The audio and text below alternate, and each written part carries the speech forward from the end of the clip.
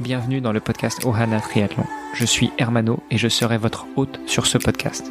À mes côtés, Olivier De Scuter, le fondateur de la marque Ohana. Tous les jours, en 5 minutes, on vous explique comment lancer une marque de textile de sport et comment performer dans le triathlon. Ce podcast est sponsorisé par Ohana, spécialiste du textile de triathlon, natation, vélo, course à pied. Pour en savoir plus sur la marque, direction ohana.boutique. À tout de suite pour votre première commande. Salut Olivier. Alors chers auditeurs, vous l'aurez remarqué, le son d'Olivier est un petit peu différent. Oui, parce que on a décidé d'enregistrer les épisodes à la semaine et de changer d'ambiance. Donc la semaine dernière, Olivier était dans un espace plutôt grand et vaste. Aujourd'hui, Olivier, je crois que tu as changé d'ambiance. Oui, tout à fait. Alors aujourd'hui, vous verrez qu'il y a peut-être un petit peu d'écho. Je me trouve dans un espace de coworking, enfermé dans une petite bubble. donc voilà, ma voix résonne un petit peu. Mais bon, voilà, c'est dû au fait que finalement, je travaille parfois depuis la maison et parfois à l'extérieur, parfois en déplacement. Donc je vais rencontrer des ateliers de fabrication, je vais rencontrer des partenaires potentiels. Et voilà, et cette semaine-ci, c'est pour discuter justement avec des personnes qui sont en train de m'aider et qui onboard sur le projet. Donc voilà, on est une équipe qui commence à grandir tout doucement. Bon, encore rien d'officiel pour l'instant, mais donc voilà, c'est plutôt une bonne chose. Mais donc ce qui fait qu'effectivement le son peut être un petit peu différent. Écoute, moi ce qui me ferait rêver, c'est que la semaine prochaine on change d'ambiance et qu'on aille, je sais pas, au bord de l'eau, au bord de la mer, et pas sous l'eau de nos contrées belges ou luxembourgeoises où nous habitons. Eh ben écoute, avec plaisir, on ira enregistrer ça au soleil. Allez, la semaine prochaine on part à Hawaï. C'est parti. Allez, bingo. Rendez-vous est pris avec nos auditeurs. Aujourd'hui, je voulais revenir déjà sur une question qu'on avait rapidement abordée. Pourquoi avoir persévéré dans la voie de la création de la marque ? Est-ce que tu peux rapidement nous redire pourquoi tu as été jusqu'au bout ? Tu touches au bout, la commercialisation va bientôt commencer. Oui, tout à fait. Il reste plus que 5 jours là.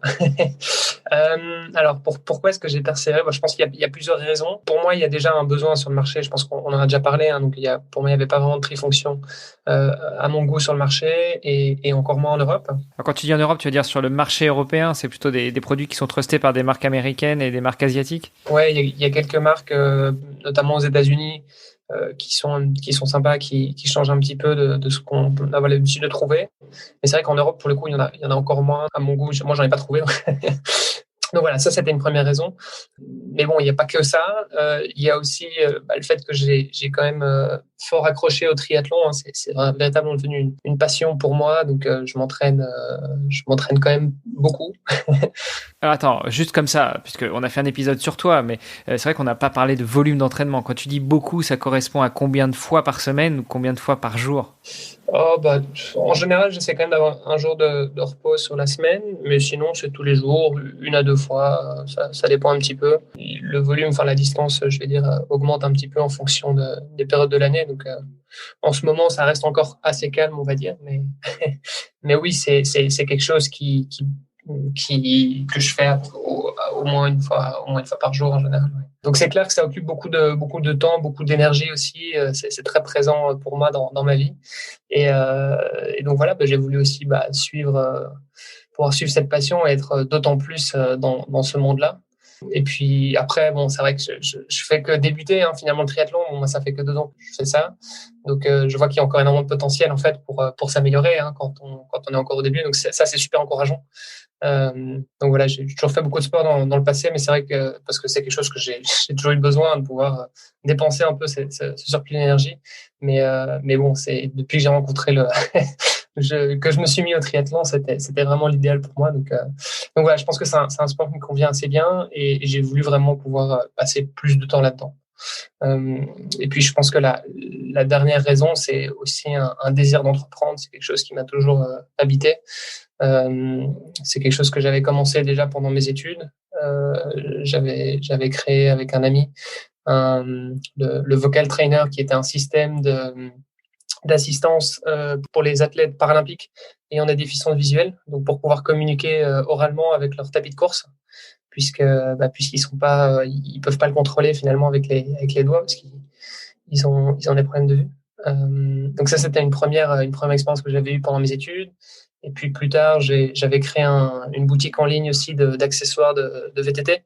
à l'époque où je vivais en Colombie. Et puis plus récemment, depuis 2 ans, j'ai cofondé une ONG dans le monde de la mobilité sur 2 roues, donc pour promouvoir les déplacements vélo en ville. Ce désir d'entreprendre, il a toujours été là, et donc Ohana, finalement, c'était assez naturel que j'ai décidé, disons, de poursuivre dans cette voie-là. Ce n'est que la continuité d'une première partie de ta vie, parce qu'en plus, t'es un gamin. En tout cas, par rapport à moi, tu es encore tout jeune. Ouais, on peut dire ça. Alors, je reviens sur le point passion pour le triathlon. Est-ce que, justement, Ohana concrétise un peu ta passion pour le triathlon, mais aussi le fait que tu t'entraînes très régulièrement, donc 1 à 2 fois par jour, ce qui fait, si tu observes une journée de pause, quand même une douzaine de fois par semaine. Est-ce que, du coup, la création d'Ohana et de toute la ligne de textiles sportifs que vous allez proposer fait écho à ce volume d'entraînement, c'est-à-dire avoir des textiles, avoir des tenues qui puissent être réutilisées très fréquemment et puis facilement lavables et dont le design ne se dégrade pas au fur et à mesure du temps. On le sait, en triathlon, il y a beaucoup d'élasticité, il y a des poches, il y a des manchons pour éviter que les produits remontent, ce genre de choses. Donc, est-ce que finalement ta passion pour le triathlon a aussi drivé le fait que tu voulais proposer du textile de qualité et qui tienne sur la durée? Complètement. Hein. Il y a un véritable enjeu dans le triathlon sur la technicité des produits. Donc d'avoir justement des produits finalement dans lesquels on est confortable et qui nous permettent aussi d'avoir un maximum de performance. Donc quelque chose qui va pas nous limiter dans la performance. Donc ça, pour moi, c'était quelque chose qui était vraiment important. Et l'autre aspect, tu l'as dit, c'est la durabilité du matériel. C'est-à-dire que c'est des produits qu'on va utiliser de manière très fréquente. Et donc voilà, on peut pas se permettre de changer sa garde-robe tous les 6 mois. donc pour moi, voilà, effectivement, la durabilité du produit, c'est extrêmement important, et c'est pour ça que je préfère partir justement sur des matériaux de qualité plutôt que d'aller sur de l'entrée de gamme, quoi. Je pense que tu as fait une très belle transition pour l'épisode que nous allons aborder demain, puisque demain on va parler de la relation et la négociation avec les fournisseurs. Eh ben écoute, c'est parfait. À demain. Salut. Ce podcast est sponsorisé par Ohana. Pour en savoir plus sur les textiles et les valeurs de la marque, rendez-vous sur ohana.boutique.